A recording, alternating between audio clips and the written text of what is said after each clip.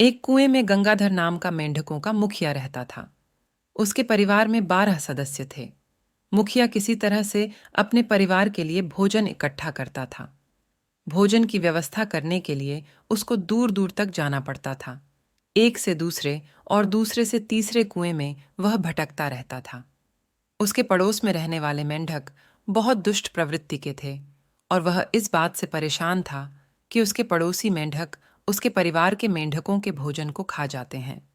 गंगाधर रिश्तेदारों और पड़ोसियों से क्षुब्ध होकर उनको ठिकाने लगाने की युक्ति सोचने लगा। एक दिन वह कुएं के बाहर इस बारे में सोच ही रहा था तो उसको प्रियदर्शन नाम का काला सांप दिखाई दिया। मेंढक के मन में एक युक्ति सूझी। उसने सोचा, क्यों ना मैं सांप से मित्रता कर लूं।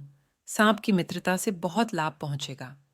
कुछ ही दिनों में सांप और मेंढक में मित्रता हो गई और मेंढक गंगाधर ने अपनी जाति के विरोधियों का खात्मा करने की जिम्मेदारी उसको सौंप दी। सांप प्रियदर्शन मेंढक गंगाधर से बोला कि मैं कुएं में जाने में असमर्थ हूं जहां तुम अपने रिश्तेदारों के साथ रहते हो। मेंढक गंगाधर ने कहा कि मैं तुम्हें रास्ता दिखलाते हुए अपने साथ ले चलूंगा। तब क्या था, मेंढक आगे आगे और सांप पीछे पीछे रेंगते हुए चल दिया।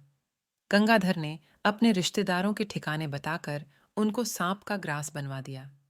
जब गंगाधर के सारे दुश्मन खत्म हो गए तब भी प्रियदर्शन की भूख नहीं मिटी। उसके बाद उसने गंगाधर और उसके परिवार का भी खात्मा कर दिया। इसलिए कहा जाता है कि दूसरों के लिए गड्ढा खोदने वाला एक दिन खुद उसमें गिर जाता है। बुराई को कभी भी बुराई से जीता नहीं जा सकता है।